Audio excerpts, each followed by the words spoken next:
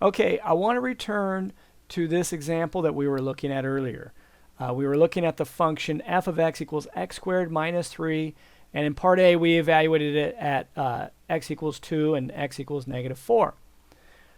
Now, suppose you're asked, what is the domain of this function? Now recall, the domain is the set of all input values. In this case, x represents an input. So the domain is the set of all values that x is allowed to take on.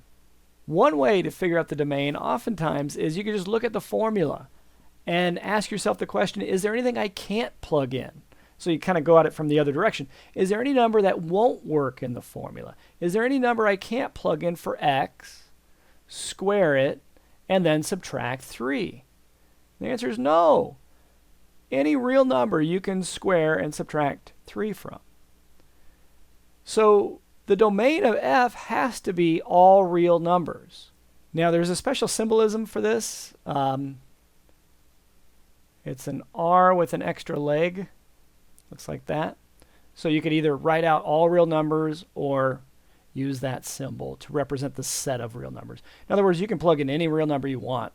So the domain is all real numbers. You could put D for domain. You could write it as all real numbers, or I think your book uses this symbolism.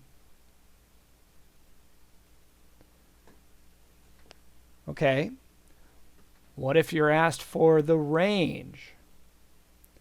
Now that's not quite as easy. So let's look at a graph.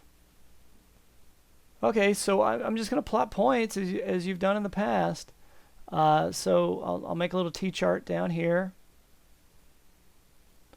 X, and then y is f of x, right? 0 is a good number to plot. I'm also going to plot -1, -2, and 1 and 2. Now the good news is I've already plotted 2 over in part A, and f of 2 turned out to be 1. So f of 2 is 1, and by the way, that's not going to change if you plug in -2, because the negative gets squared out. You'll still get 4 minus 3. So f of -2 will be 1 as well. If I plug in -1, I get f of -1. Just plug that in for x, get -1 squared minus 3, which is equal to -2. 1 minus 3, -2. And if you plug in +1, it'll be the same thing. It won't make a difference. So if I plug in +1, you'll get 1 here, minus 3, -2. And then if I plug in 0 for x, then 0 squared is 0. This whole thing goes away. And I'm just left with -3. So there's a nice selection of points to plot.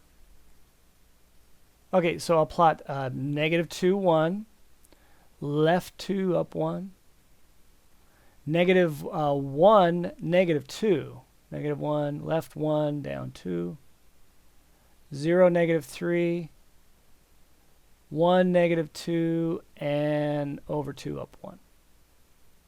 Okay, when you graph this thing, connect the dots in a nice smooth curve, as smooth as you can. You don't quite make it through the point, make the point bigger, as long as you're close, right? And then little arrows on the end. Okay. So we can examine the graph to get not just the range, but the domain also. If we go back to part C for a second, you can see this graph is continuous, meaning you can graph it without lifting your pen or pencil. It keeps getting wider. So when you think domain, and if you think graphically, think horizontal values. What horizontal values correspond to points on the graph? And it's all of them, because, okay, you might think, oh, this value out here doesn't correspond to anything, or this value out here doesn't correspond to anything. But they do, because the graph keeps going up and it keeps getting wider and wider and wider, and way up here somewhere, this x value would correspond with a point in the graph way up here beyond the screen, perhaps. And likewise with this point. So that's another way to get that the domain is all real numbers, like in part C. Now for the range, you think outputs. Outputs correspond to height values on the graph. So think low to high. How low does the graph get? How high does the graph get? Well, it looks like it gets down to -3 for a low value. And we represent domain values with, in this case, with y. So we're going to say that the low value on the range is -3. And then since it does actually get down to a height of -3, we'll say y it's -3 or bigger. Y is greater than or equal to -3. But we're not going to stop with inequality notation. We're going to use set builder notation. So we'll slap on an extra y, curly bracket, vertical bar, another curly bracket. And we'll say this is R, the range, and that the range, so the way you would read this set builder notation, it's the set of all y such that y is greater than or equal to -3.